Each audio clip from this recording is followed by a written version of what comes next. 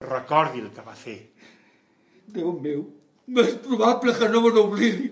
Vas fer-la servir per acabar una nit estúpida de borratxera, com si fos un animal, una cosa, no una persona. No, no l'oblidaràs. Sí, ja ho sé.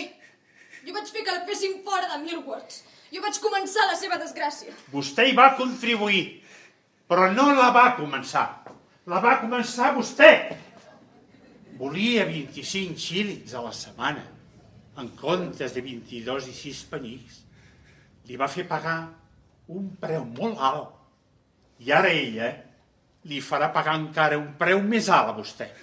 Miri, inspector, donaria milers, sí, milers.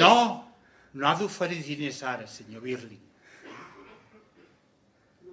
No crec que cap de vostès oblidi.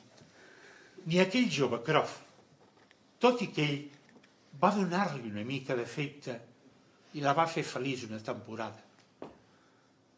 Bé, Eva Smith ja no hi és. Ja no li poden fer més mal, ni tampoc li poden fer cap bé ara. Ni tan sols poden dir-li perdona, Eva Smith. Això és el pitjor.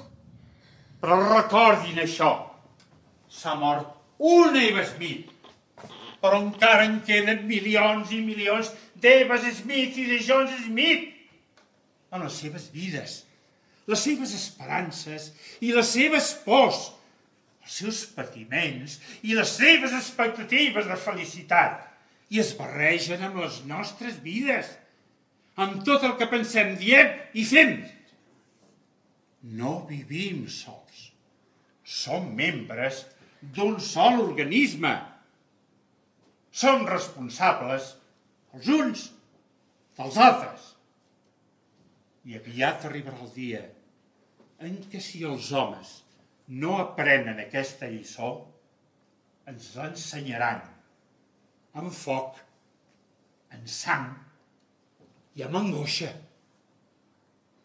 Bona nit.